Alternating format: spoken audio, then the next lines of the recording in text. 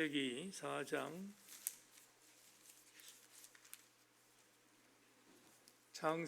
4장 16절 말씀부터 주보에 있는 대로 24절까지 말씀을 보겠습니다. 창세기 4장 16절부터 24절까지 말씀을 한 절씩 교독하겠습니다. 제가 먼저 16절을 읽겠습니다.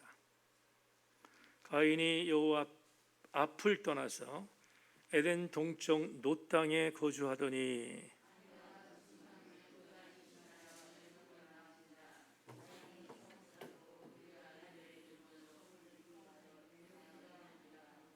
에녹이 이랏을 낳고 이랏은 무후야엘을 낳고 무후야엘은 무드사엘을 낳고 무드사엘은 라멕을 낳았더라.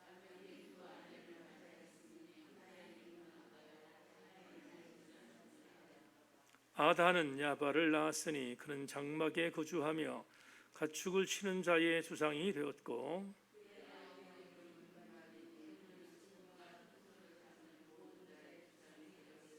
쉴라는 두발가인을 낳았으니 그는 구리와 새로 여러 가지 기구를 만드는 자여 두발가인의 누이는 나하마였더라.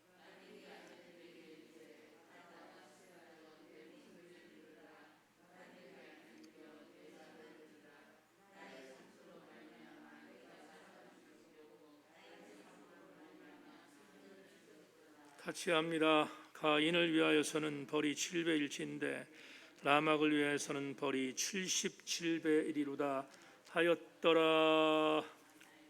아멘. 아멘. 광고 말씀을 보겠습니다. 여러분 주보를 참고해 주시기를 바랍니다. 주보에 나와 있는 주중 광고들을 드리겠습니다. 돌아오는 주일 정기 선교 주일로 예배를 드리겠습니다. 코로나19 상황으로 피선교지가 많이 어려운데 우리 교우들이 최선을 다해서 피선교지를 돕는 그런 귀한 주일이 되기를 바랍니다. 더불어 이번 토요일 날 저녁 8시에 정기 당회를 구글 미트로 진행합니다. 장로님들은 기도로 준비하시고 55분까지 제가 초청하는 방으로 들어오실 수 있기를 바랍니다. 새벽 예배 큐티 신청집을 마감했습니다. 그래서 오늘 신청했는데 지난번처럼 신청하지 않은 분이 찾아가시면 안 됩니다. 꼭 기억하셔서 신청한 분만 찾아갈 수 있도록 협조해 주길 바라고요. 이번 토요일 날 배부하겠습니다. 그렇게 하시고 참고하실 수 있기를 바랍니다. 이번 토요일 날 당회 때 결의하겠지만 6월 달부터는 주일 낮 예배를 줌 예배로만 드리는 온라인 예배를 지금 생각하고 있습니다. 소통 예배를 줄여서 주일날 가정에서 엉망으로 드리는 예배가 아닌 온전한 주일을 드릴 수 있도록 그렇게 소통하는 예배를 드리려고 하는 의도가 있습니다. 이렇게 아시고 지난주에 여태까지 계속해서 광고를 여러 번 드렸지만 유튜브가 중단될 때 당황하지 않도록 그리고 유튜브에 매달려 있으면 주일 예배를 범하게 됩니다. 그렇게 아시고 줌 예배로 꼭 들어오셔서 아마 이완 전사님과 또 주상국 집사님과 이상민 전사님 여러분들에게 매 주일마다 줌 예배의 초청방으로 여러분을 초대할 것입니다. 그렇게 하시고 최선을 다해서 줌 예배에 우리 교회는 잘 맞출 수 있도록 최선을 다해 주실 수 있기를 바랍니다. 네. 그리고 우리가 기도하고 있지만 6월부터는 60세 이상 되신 교우들도 백신 접종을 하게 되는데 70세 이상 되신 교우들이 먼저 백신 접종을 하면서 중간중간에 약간의 미열도 있었고 어려움이 있다는 얘기를 들었지만 잘 이긴 것에 대해 감사하고 6월 달부터 진행되는 60세 이상 교우들의 백신 주사 접종도 이상 없이 잘 진행이 돼서 우리 교회가 집단 면역을 형성하는 데 있어서 빠른 속도로 집단 면역을 형성할 수 있는 그런 귀한 연회가 있도록 함께 협조하시고 가능하면 국가적인 시책에 잘 협조하실 수 있는 우리 교우들이 되시기를 바랍니다. 네, 오늘 말씀을 나누기 전에 찬송 한 장을 더 드리고 그리고 말씀을 나누겠습니다. 261장 찬양하고 말씀 나눕니다. 찬송가 261장 드리고 말씀 나누겠습니다.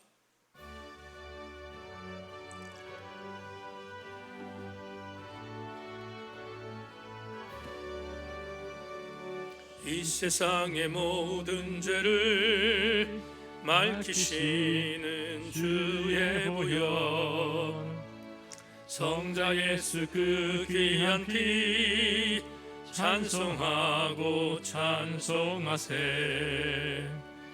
주님 앞을 멀리 떠나 길을 잃고 헤맬 때에 나의 뒤를 따라오사 신이 구원하셨도다. 흰 눈보다도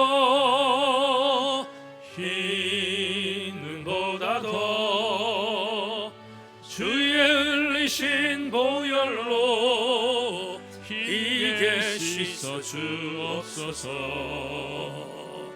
가시관을 쓰셨으니 피로 얼굴 물드셨고 십자가의 모진 고통 나를 위해 당하셨네. 말로 형용할 수 없는 구세주의 구속하심, 주의 은혜와 크신 사랑 찬송하고 찬송하세. 아멘 아멘. 흰 눈보다도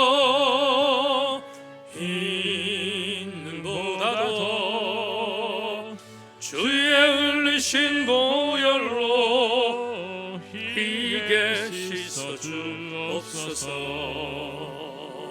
아버지를 멀리 떠나 바른 길을 저버리고 여러 가지 죄악으로 주홍같이 되었으니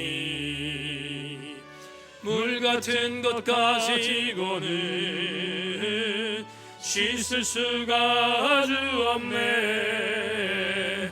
주여 귀한 보배 피로 날 정결케 하옵소서.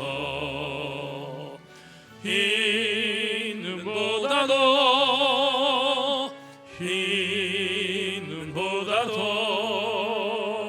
주의 흘리신 보혈로 희게 씻어 주옵소서. 아멘. 아버지 하나님, 예비된 시간에 하나님의 은혜를 사모하는 백성들이 예배당에 나왔습니다. 그리고 예배자로 여기에 섰습니다. 사랑하는 교우들을 강복해 주셔서 단 한 명도 그냥 건조하게 돌아가지 말게 하시고 함께 은혜의 말씀을 갖고 예배당을 빠져나갈 수 있도록 하나님 축복하여 주시옵소서. 하나님, 가슴이 뜨거워질 때 아멘으로 화답하게 하시고 깨달아질 때도 아멘으로 화답하게 하시고 은혜로 접근되어지면 아멘하게 하여 주셔서 오늘 저녁에 우리 모두 함께 은혜 받고 돌아가는 귀한 이 시간이 되게 하여 주시옵소서. 하나님의 선한 은혜를 기대하며 가르치시고 생각나게 하시는 진리의 성령께서 이 귀한 설교 시간을 아름답게 인도해 주실 줄 기대하며 예수 그리스도의 이름으로 기도 올리옵나이다. 아멘. 오늘 여러분과 함께 주보에 있는 그대로 가인의 족보에 얽힌 이야기, 이런 제목을 갖고 창세기 26번째의 말씀의 은혜를 함께 나누겠습니다. 모두 함께 은혜 받고 돌아가시기를 주의 이름으로 소망합니다. 지난 주일날 교육자들하고 그리고 장로님하고 식사를 하기 위해서 권미수 집사님 경영터에 다녀왔습니다. 날씨가 좀 후덥지근한 그런 어간이었는데 들어갔더니 테이블 하나에 2명의 손님이 식사를 하고 있어서 민감하게 권미수 집사의 경영터를 위해서 기도하는 담임 목사 입장에서는 또 걱정이 좀 됐습니다. 손님이 이렇게 없어서 어떡하지 하는 마음을 갖고 식탁에 앉아서 유영란 권사님과 권미수 집사를 불러서 강복했습니다. 힘내라고 축복하고 그리고 손님들이 중단되지 않도록 해달라고 하나님께 기도했습니다. 그리고 식사를 맛있게 했는데 식사를 다 하고 나오는데 저희가 룸에서 식사를 했는데 나올 때 홀 안에 사람들이 꽉 차 있는 것을 보고 굉장히 마음이 흡족해졌습니다. 근데 그날 저를 배웅하는 권미수 집사가 농반 진반으로 이렇게 말했습니다. 목사님, 백부장의 심정을 갖고 목사님을 매일 매장으로 모실 수도 없고 참 답답합니다. 그렇게 이야기를 했는데 한편으로 이런 생각이 들었습니다. 손님이 많으면 힘들까 봐 걱정이고 손님이 없으면 장사가 안 돼서 걱정이고 그게 속으로 성도들의 가정을 보고 성도들의 직장을 보는 세상말로 목사팔자다 그런 생각이 들었어요. 그런데 아무리 그래도 한편적으로 성도들의 경영터나 직장은 승리해야 된다는 것이 개인적인 제목이기 때문에 역시 기도하면서 성도들을 응원하고 있는데 우리 교회 교우들의 직장 그리고 경영터 그리고 가정이 흔들리지 않기를 주의 이름으로 소망하고 그것 때문에 행복하게 노래하는 우리 세인교회의 지체들의 범사가 되실 수 있기를 주님의 이름으로 축원합니다. 오늘 여러분과 함께 가인에 얽힌 족보의 이야기를 나누게 되는데 오늘은 제가 항상 설교를 하면 긍정적인 설교는 진면교사를 삼아야 되고 부정적인 내용의 설교이면 반면교사를 삼아야 되는 것이 설교의 가장 큰 흐름이라는 사실을 여러분에게 여러 차례 말을 하고 있는데 오늘은 반면교사를 삼아야 할 은혜가 있다 하는 것을 전제하면서 가인의 족보 이야기를 여러분과 함께 연구하며 여기서 주어진 하나님의 은혜를 찾아볼까 생각합니다. 먼저 17절을 읽겠습니다. 본문 17절 4장 17절 말씀 함께 읽어보겠습니다. 시작. 아내와 동침함에 그가 임신하여 에녹을 낳은지라 가인이 성을 쌓고 그 아들의 이름을 성을 이름하여 에녹이라 하니라. 자, 이 구절을 여러분과 함께 나누겠는데 정신 똑바로 차리고 집중해 주실 수 있기를 바랍니다. 먼저 전반전에 나와 있는 아내와 동침함에 그가 임신하여 에녹을 낳았다 이렇게 말하고 있는데 가인이 노 땅에 거하면서 제일 먼저 행한 일이 뭐냐? 아내를 만났다. 그리고 그 아내를 만나서 동침해서 에녹을 낳았다. 이렇게 보고하고 있습니다. 그러면 아주 상식적으로 우리는 질문해야 됩니다. 도대체 가인의 아내가 누구인가를 질문해야 합니다. 왜냐하면 일반 상식으로 가인이 아벨을 죽인 이후에 땅에 존재하는 인구는 단 3명이라고 생각할 수 있기 때문에 그렇습니다. 도대체 가인과 그리고 아담과 하와 말고 누가 더 있었길래 노 땅에 여인이 있었을까라고 여러분들이 질문해야 타당합니다. 그런데 이 질문에 대한 답을 여러분 저는 이럴 때 이제 신학자들의 어떤 도움을 받아야 되니까 구약을 연구하는 학자들은 두 가지로 이 아내 여자에 대해서 설명하는데 오늘 여러분들도 이 두 가지는 상식적으로 알고 계시기를 바라는 마음으로 여러분에게 설명하겠습니다. 첫 번째, 가인이 만난 아내는 하와가 낳은 딸이었다는 주장입니다.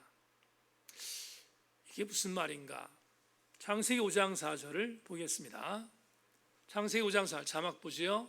다 같이 읽습니다. 준비 시작. 아담은 셋을 낳은 후 800년을 지내며 자녀를 낳았다. 이게 누구의 족적이지요? 아담의 족적입니다. 아담의 향수는 800년이다 이렇게 말하고 있는데요, 그가 행한 일들이 많은 아들, 딸들을 낳았다 이렇게 표현하거든요. 그래서 학자들은 이 창세기 5장 4절을 근거해서 아담과 하와가 동침한 자녀들 중에 딸, 그러니까 다시 말하면 가인의 누이들 중에 한 명과 결혼했다는 것입니다. 이게 우리 오늘의 상식으로 맞습니까? 우리 너무 황당하죠? 여러분, 누이와 결혼한다는 게 말이 돼요? 근데 고대 근동 이스라엘에서는 전혀 문제가 되지 않습니다. 이때는 근친 거론이 아무런 문제가 되지 않았기 때문입니다. 그러니까 가인이 자기의 누이와 결혼한 것은 만약에 학자들의 말을 접근한다면 전혀 하등의 문제가 되지 않는다라는 것을 전제하면서 학자들은 이런 접근을 합니다. 가인의 누이들 중에 한 명과 결혼한 것은 윤리적으로나 문화적으로 전혀 문제가 되지 않기 때문에 그래서 그 중에 한 명이었을 것이다 라고 하는 것이 첫 번째의 학설입니다. 두 번째가 있는데요, 두 번째는 좀 다른 이야기입니다. 제가 이것은 소그룹에서 대단히 많이 우리 교우들에게 얘기했던 겁니다. 저는 이것을 주장하죠. 저는 이 두 번째, 지금 말씀드린 두 번째 학설을 저도 동의하는데, 여러분, 우리가 지금 보고 있는 성경은 아담, 하와, 그리고 가인과 아벨 뒤에 아벨이 죽었는데, 우리 다음 주에 수요일 날 뭘 볼 거냐면 아벨이라고 하는 아들이 죽은 그 계보, 그 아벨에 대한 씨, 아벨에 대한 계보를 대치할 또 다른 씨를 주셨는데 그 씨를 셋이라는 아들을 주셨다. 그리고 그 셋을 통하여 에노스가 나왔는데 그 계보가 일반적으로 구속사의 계보예요. 반대로 아벨을 죽였던 가인은 구속사의 계보가 아닙니다. 이렇게 성경은 아담으로부터 시작해서 구속사의 계보로 계보적인 사람들의 이름이 쭉 나옵니다. 예를 들자면 마태복음 1장이 좋은 예일 텐데, 마태복음 1장에 보면 여러분 아브라함부터 시작해서 다윗에서 예수님까지 42대가 기록되어 있는데 그 42대의 기록에 중요한 것은 아브라함의 계보로 이루어진 그의 후손들이 나오잖아요. 그렇다면 42대에 해당되는 그 계보에 얼마나 수많은 사람들이 존재했겠어요. 근데 성경은 그들을 전부 다 배제했습니다. 왜 배제했는가? 그들은 구속사의 무대 위의 주인공들이 아니었기 때문입니다.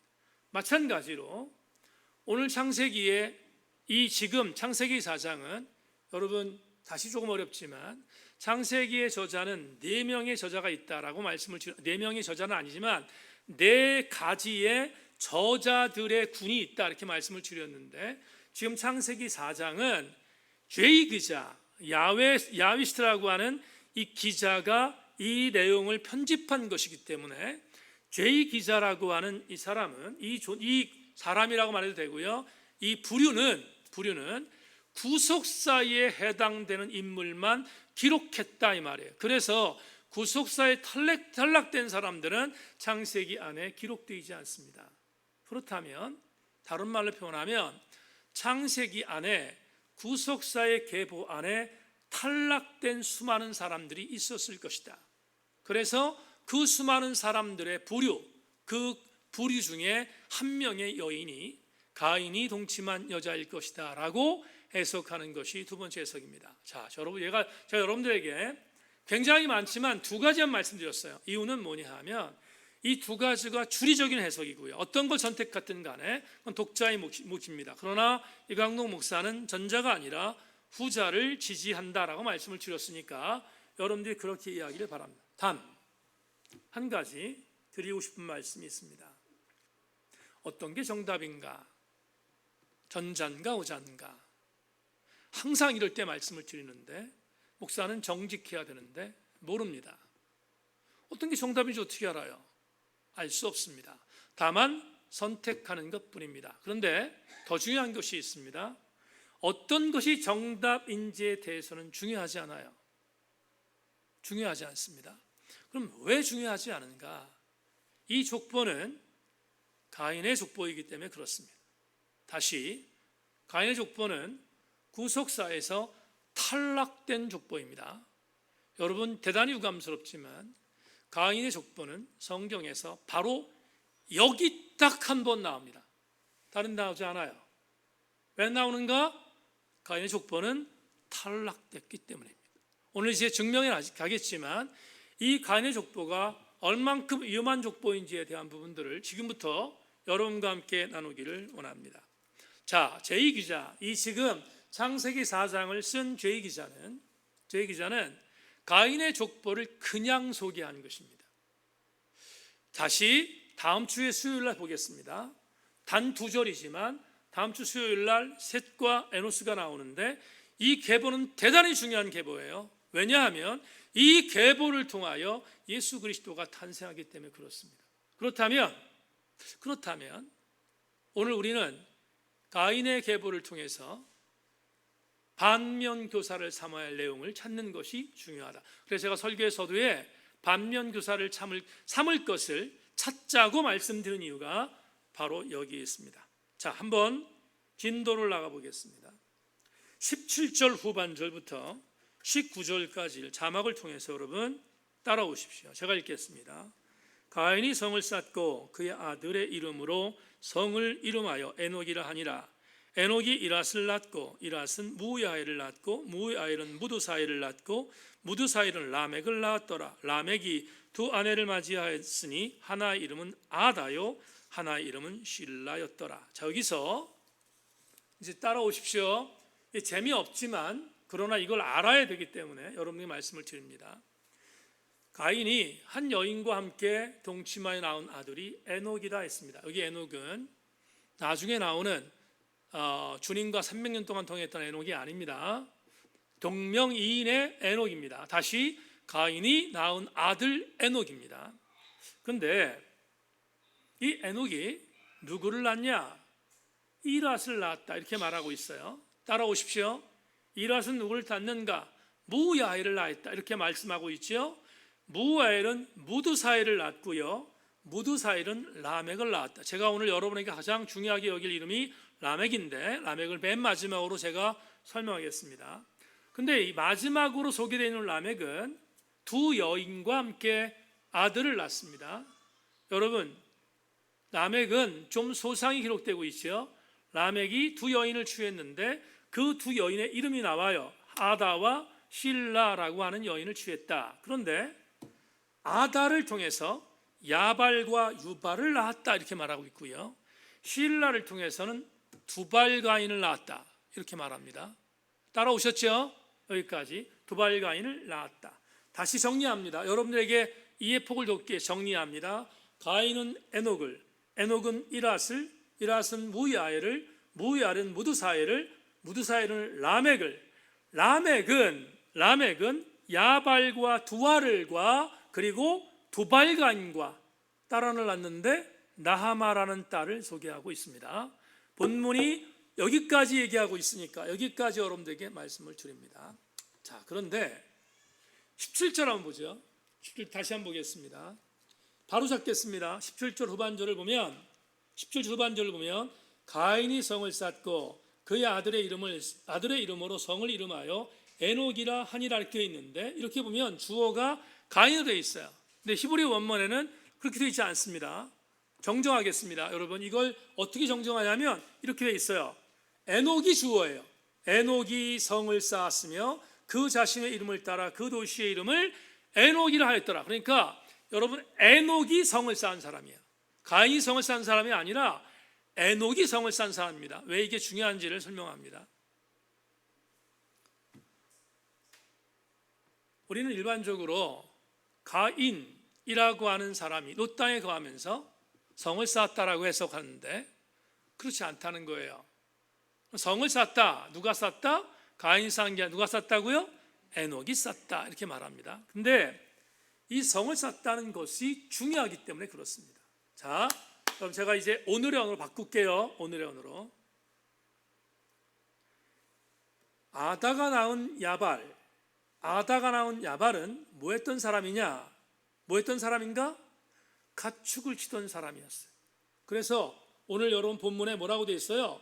야발은 그는 장막에 거주하며 가축을 치는 자의 주상이 되었다 이렇게 되어 있잖아요. 그러면 분명히 말하기를 야발은 어떤 주상이냐 하면 농경사회의 1차 산업 이전, 그러니까 1차 산업을 농업이라고 하는데, 그 농업 이전에 일반적으로 있었던 모든 농축산업 전체를 시작했던 조상이다. 이렇게 보시면 돼요. 자, 다시 한 번만, 농업을 비롯한 농축산업의 일체의 모든 것들을 시작했던 조상이 누구냐면 야발입니다. 야발이라고 나왔어요. 그 다음에 그의 아우 유발이 나옵니다. 이름 비슷하죠? 유발이 나오는데, 유발은 뭐 하는 사람이라고 되어 있어요? 수금과 퉁소를 잡는 자의 모든 조상이 되었다. 멋있는 말 할게요. 여러분, 유발은 뭐 하는 사람이냐? 최초의 뮤지션이었어요. 음악하는 사람이었다 이 말이에요. 음악의 조상, 다시 말하면 문화를 만든 사람이다. 이렇게 보시면 됩니다. 자, 첫 번째 유발의 영이었던 야발은 산업의 조상이었고, 그 다음에 유발은 문화의 조상이에요. 문화의 조상, 따라오십시오. 문화의 조상입니다. 그 다음에 이복 동생이지만 두발간이 나옵니다.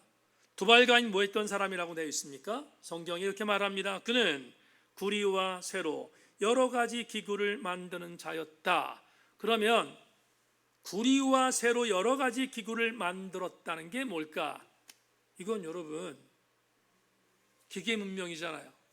그렇죠? 기계 문명이에요. 자, 기계 문명을 신학자들은 뭐라고 표현하는가 하면 과학 문명까지 연결합니다. 다시 한 번만, 두발가인은 뭐 하는 사람이 되었는가? 두발가인은 기계 문명을 창조했던 사람의 조상이었다. 이렇게 표현합니다. 제가 오늘 이 내용이 중요하기 때문에 여러분에게 다시 한번 강조합니다.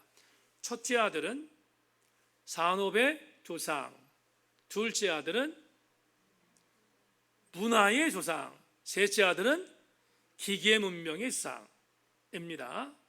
자, 그런데 그의 원류의 조상이었던 에녹가입니다. 에녹이 뭘 쌓았다고요? 성을 쌓았다 그랬습니다. 그렇다면 성을 쌓았다는 것은 오늘의 언어로 뭐라고 말하는가? 도시를 만든 사람이에요. 인간이 살 수 있는 도시를 만든 사람이 누구였는가 하면 에녹이었어요. 자, 이렇게 좁혀가겠습니다. 좁혀갑니다. 자, 에녹을 통하여 도시가 만들어졌고, 왜 그의 아버지였던 여러분 가인은 유리방랑했잖아요. 근데 에녹에 대해 와서 성을 쌓았으니까 도시는 에녹에 의해서부터 시작됐다 이 말이에요. 근데 그 도시에 살다 보니까 인간이 거기서 즐겨하는 것들이 생겼어요. 먹고 살아야 되잖아요. 그래서 뭐가? 산업이 생기고, 뭐가 생겼어요? 문화가 생기고, 뭐가 생겼어요? 기계 문명이 생긴 것입니다. 따라오셨죠? 자, 그러면 이렇게 우리가 이해할 수 있습니다. 여러분, 이게 아무것도 아닌 것 같은 어떤 허접한 그런 족보가 아니고요. 이 가인의 족보를 통해서 우리가 두 가지의 중요한 교훈을 얻게 돼요. 두 가지의 아주 중요한 교훈을 얻게 됩니다. 그걸 여러분과 함께 오늘 나누기를 원합니다. 첫째, 자막 보죠. 첫 번째의 이 가인의 족보를 통해서 우리가 얻어야 하는 이해는 이거예요. 이 땅에 주어진 일체 문명의 이기는 하나님의 피조물인 인간이 만들었다. 맞습니까? 대답하십시다. 제가 조금 전에 산업의 조상, 문화의 조상, 기계 문명의 조상이 누구라고 말씀을 드렸고요. 성을 쌓은 사람이 누구라는 걸 말씀드렸어요. 그렇다면 이렇게 성에 맞는 거죠. 이 땅에 존재하는 모든 문명의 이기는 하나님의 피조물인 인간이 창조했다는 것이 맞는 말이죠. 인간이 창조했죠. 인간이 창조했어요. 그런데 이걸 전제할 때 이런 생각이 들어요. 여러분, 인간이 만든 일체의 문명은 그러므로 하나님의 통제 아래 있어야 돼요. 왜 그렇죠? 하나님의 피조물이 인간이 만들었으니까. 그러니까 인간이 하나님의 통제 안에 있어야 비로소 그는 하나님 백성이 되는 거잖아요. 마찬가지 하나님 백성인 인간이 만든 문명은 하나님의 통제가 있을 때 아름다워요. 그때만 아름답다고요. 어제 아내하고 이런 얘기를 했습니다. 금년 들어서 비가 내리는데 그러니까 우리 화단에 물을 줄 만한 때쯤 되면 비가 내린대. 그래서 너무 좋대요. 작년에는 비가 너무 안 내려서, 작년에 너무 많이 내리시도 재작년인가 비가 너무 안 내려서 일일이 물을 화단에 줬는데 요즘은 내일 또 비 온대죠. 그러니까 화단에 물을 줄만할 정도의 시기가 되면 저절로 비가 와서 너무 고맙다는 거야, 아내가. 그러니까 생각해보니까 정말 그래요. 여러분, 이런 생각 아십니까? 우리가 길거리를 가다가 결의꽃을 보잖아요. 나무를 봐요. 제가 지난 월요일도 외국 사람들이 우리나라에 오면 제일 환상적으로 보는 게 산이래요. 유럽에 있는 사람들이, 유럽에 평지만 있는 그런 북유럽에 있는 땅에 있는 사람들 우리나라로 오면 산이 뭔지에 대해서 몰랐다가 마운틴 이게 뭔지 아는 거야. 그래서 그게 너무너무 신기하다는 거야. 우리나라가 어딜 가든 산이 있잖아요. 어딜 가든 들꽃이 있잖아요. 제가 이번에 결심한 게 하나 있는데 뭐냐 하면 내가 제천에 온 지가 지금 18년째인데 철쭉제를 한 번도 못 가봤어요. 소백산에 철쭉제라고 하죠. 한 번도 못 가봤거든요. 근데 이번에 꼭 가보리라 그 마음을 먹어요. 어떤 때는 청풍에 벚꽃이 만발했을 때 청풍에 벚꽃제를 제대로 본 적이 없어요. 제가 나는 제천에 살면서 꽃들 구경하지를 잘 못했어요. 왜? 믿거나 말거나 목회에 전념하려고. 아멘 안 할 줄 알았어요. 근데 여하튼 간에 진짜로 그랬단 말이에요. 그런데 꽃을 보면 너무 아름답잖아요. 산을 보면 너무 아름답잖아요. 여러분, 계곡을 보면 너무 아름답잖아요. 바다를 보면 너무 아름답거든요. 뭡니까? 하나님께서 인간을 위하여 주어진 모든 자연 환경은 하나님이 만드셨지만 인간을 위해서 준 거거든요. 또한 인간이 만든 일체의 것들은 하나님의 피조물로서 만든 거예요. 그렇다면 그게 아름답고 그게 온전하려면 반드시 하나님의 통제 안에 있어야 돼요. 여러분, 오늘도 미세먼지가 오전에 너무 많았는데 문을 못 열을 정도로. 왜 그랬을까? 하나님의 피조물인 인간이 하나님의 통제 안에 있지 않고 인간의 욕심 때문에 이렇게 만들었잖아요. 이른 비와 늦은 비를 주시는 하나님, 때를 따라도 오시는 이모저모를 주신 하나님, 오곡백과를 풍성하게 만드시는 하나님, 이 모든 것들의 전제는 하나님의 통제 아래 있을 때다. 그러므로 여러분, 하나님의 통제를 받도록 인간이 훈련돼야 돼요. 인간은 피조물이기에 하나님의 통제 안에 있어야 되는데, 그래서 하나님의 통제 안에 있는 그들이 지배하는 자연은 아름다워요. 근데 문제는 뭐냐? 그렇게 인간을 아름답게 만드는 통로가 막혔어요. 통로가. 인간의 인성과 인간의 인격을 만들어 주는 것이 뭐냐? 그게 인문학이에요. 인문학. 그런데 요즘에 그런 얘기 나오잖아요. 문과대학 가면 굶어 죽기 쉽잖아요. 여러분 국어국문학과 가서 굶어 죽기 쉽고요. 영어 영문학과 가서 영어생 안 되면 굶어 죽기 쉽고, 철학과 폐지 일보 직전입니다. 인문학이 죽고 있잖아요. 인문학이 죽고 있다는 것은 결국은 인간의 인간성을 말살시키는 데 일조하고 있다는 거거든요. 여러분, 제가 어제 나태주 시인의 시집을 한 권을 읽었는데, 거기 시 하나가 있는 너무 아름다운 시라서 금년에 이렇게 출간된 시인데, 나태주 시인이 이런 시를 썼습니다. 이 세상은 오직 나 한 사람과 내가 아닌 수많은 너로 되어 있다. 왜 그걸 일찍 알지 못했을까? 가장 좋은 인생은 나한테보다는 너에게 잘하며 사는 인생이다. 왜 또 그걸 진즉 알지 못했을까? 그래, 지금이라도 알았으니 다행이라고 생각하며 살자. 이 시의 제목이 지금이라도 알았으면. 여러분, 얼마나 아름답습니까?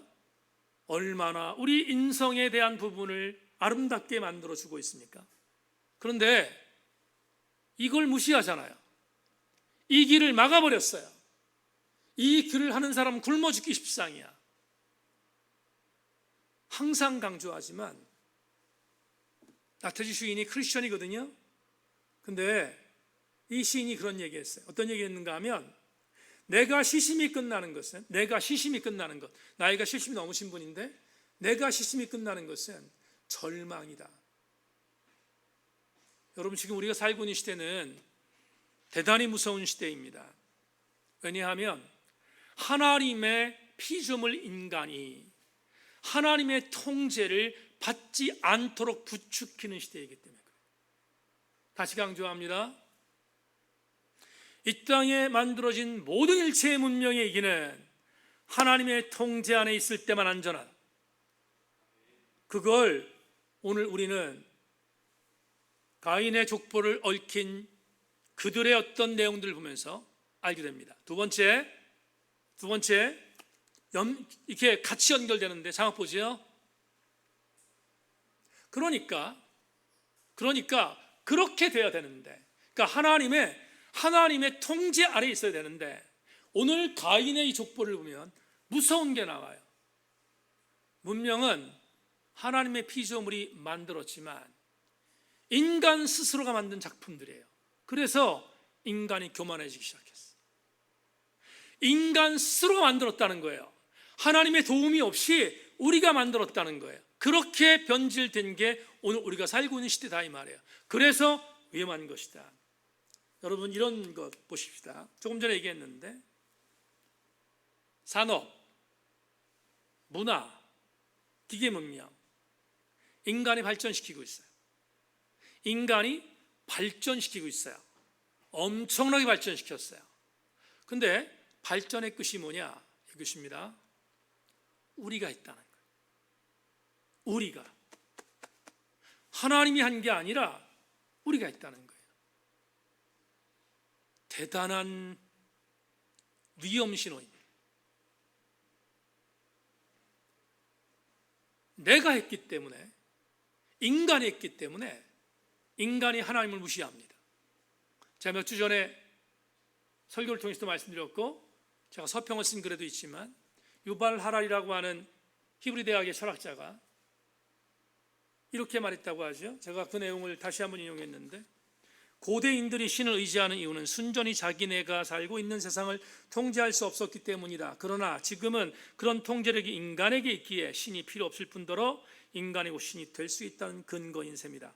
여러분, 이게 유발 하랄이 말이거든요. 팀 켈러가 인용했는데 유발하라의 말이에요. 인간이 이젠 신이 필요 없어. 왜? 옛날에는 고대, 이 지금 창세기 때는 하나님의 통제가 필요했지만 지금은 하나님 통제가 필요할 수 있는 시기가 아니니까 우리 인간이 스스로 통제할 수 있으니까, 그러니까 하나님 필요 없다, 이렇게 유발하라가 말했어요. 근데 제가 이 글을 쓴 서평에 이렇게 썼어요. 이 말이 유발하라리라는 사람의 말이다. 근데 나는 최고의 석학인 유발하라리에게 삼가 애도를 표한다, 이렇게 말했어요. 애도를 표한다. 왜?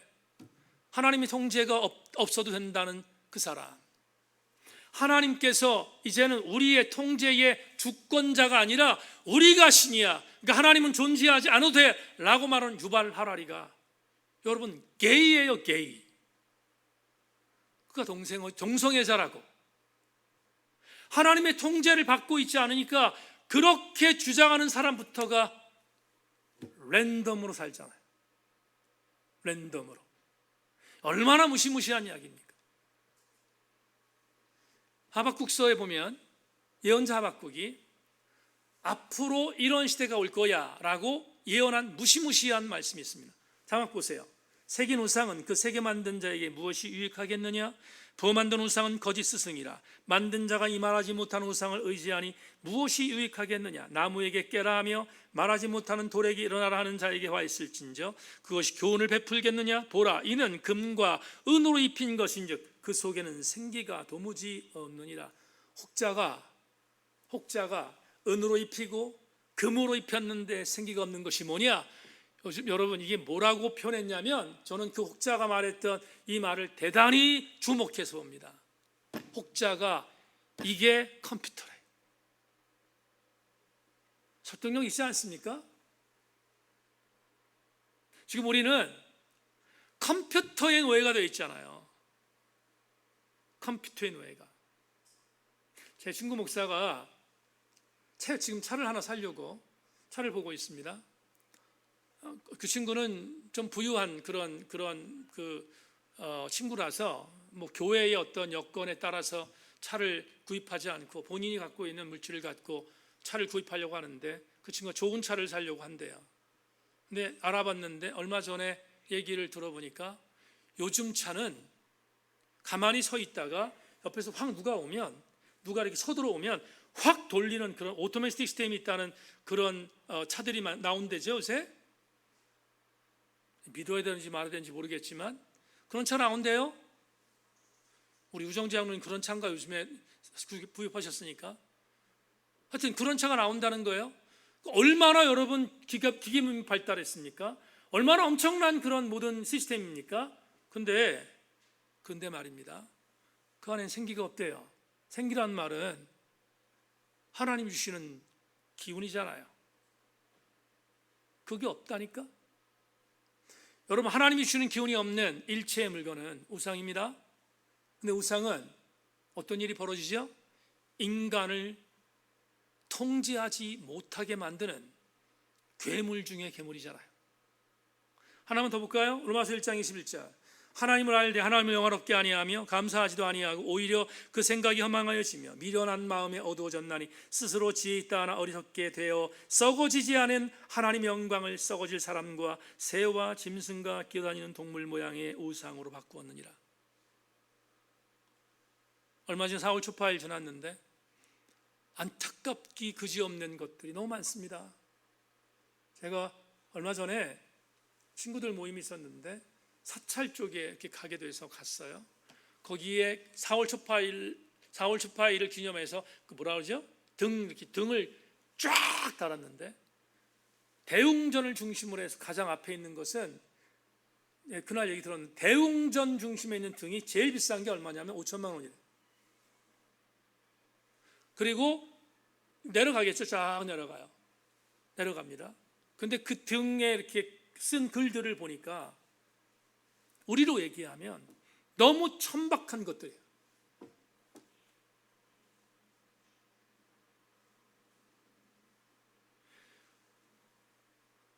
하나님을 알지 못하는 것들에게 고개 숙이는 시대, 바울이 예언했어요.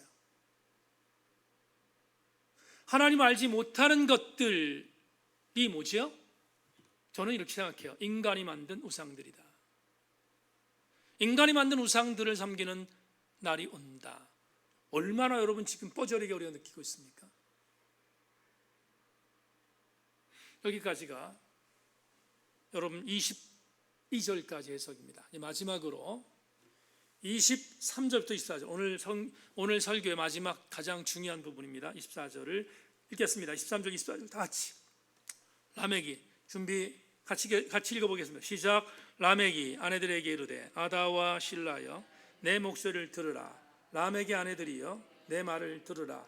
나의 상처로 말미암아 내가 사람을 죽였고 나의 상함으로 말미암아 소년을 죽였도다.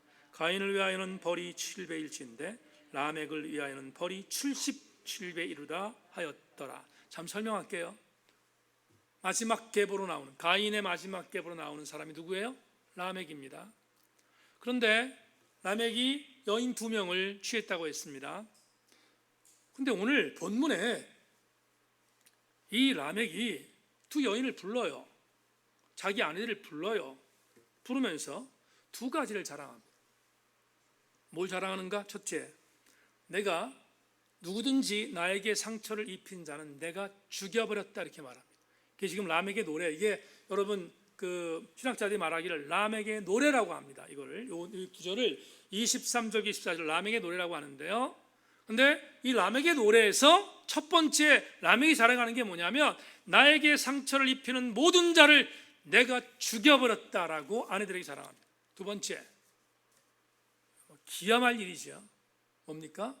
이렇게 말합니다. 누구든지 나를 기분 나쁘게 했던 소년들을 내가 죽여버렸다, 이렇게 말합니다. 소년들, 여러분 소년이란 말이 나오잖아요. 소년. 나에게 상함을 주었던 소년들을 내가 죽였다, 이렇게 말합니다. 그럼 사랑합니다. 뭐라고? 내 조상이었던 가인에게 상처를 입힌 자는 7배의 저주가 임했지만 나에게 상처를 준 자는 77배의 저주가 임한 것이다, 이렇게 자랑해요. 그 77배의 저주가 죽인 것입니다. 사람을 죽이고 소년을 죽였습니다. 여러분, 여기 소년은 히브리어 언어를 보면 이 소년은 미소년이에요.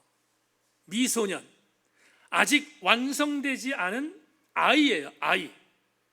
아이를 죽였어요. 자, 어저께 오늘 설교 준비하다가 갑자기 생각이 들었어요. 미얀마의 어린아이들, 팔레스타인의 어린아이들, 걔들이 무슨 죄가 있습니까? 걔들이 무슨 죄를 졌길래 죽어야 되지요? 그들이 죽은 이유는 딱 한 가지입니다. 이 시대가 라멕의 시대이기 때문에 그래요. 우리가 살고 있는 시대가 집단적인 라멕의 광기가 있는 시대이기 때문에 아이들이 죽어가고 있잖아요. 정말 아이러니한 게 뭔지 아십니까?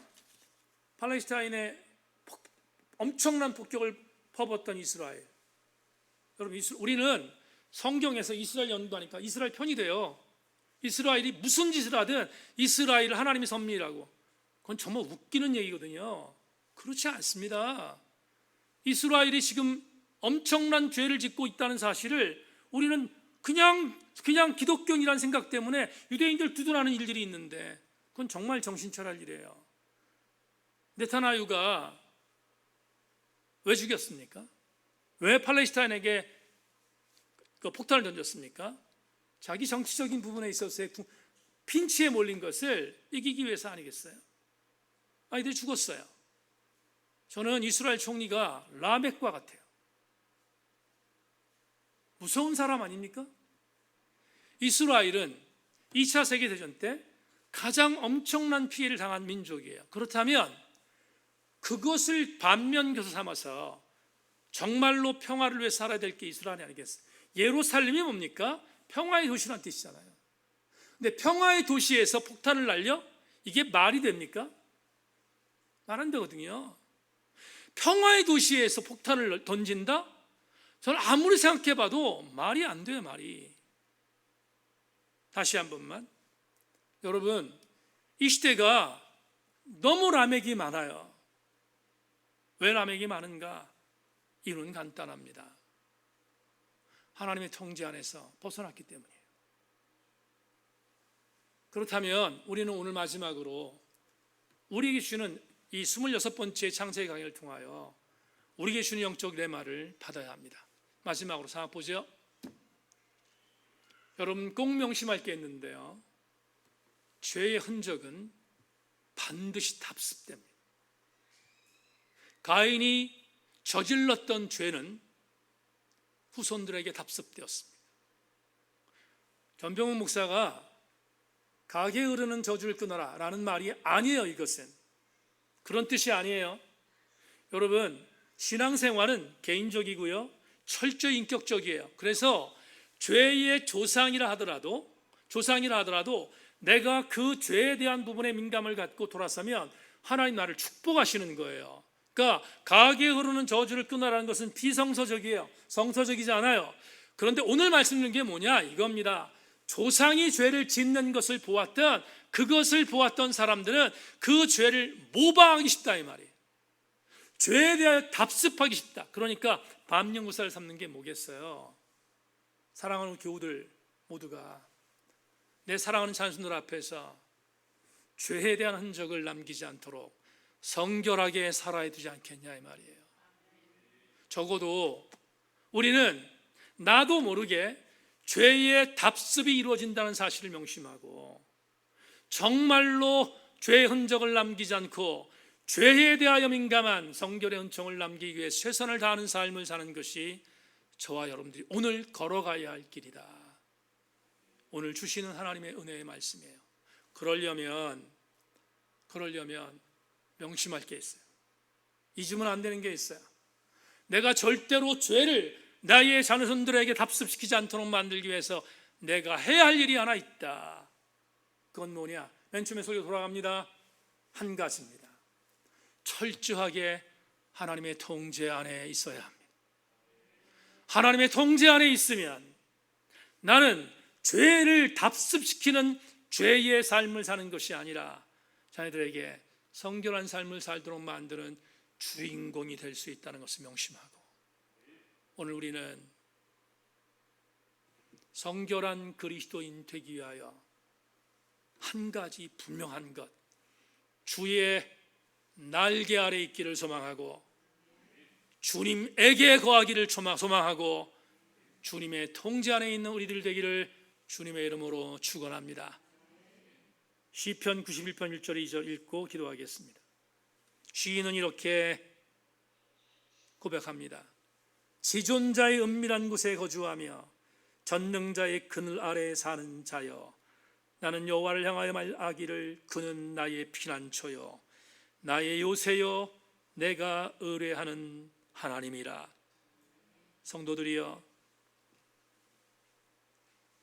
나의 피난처이시며 나의 요새이시며 내가 의뢰할 하나님 앞에서 그분의 통제 안에 거하는, 그분의 날개 안에 거하는 성결한 그리스도인들이 다 되셔서 모두 승리할 수 있는 저와 여러분 다 되실 수 있기를 주님의 이름으로 축원합니다.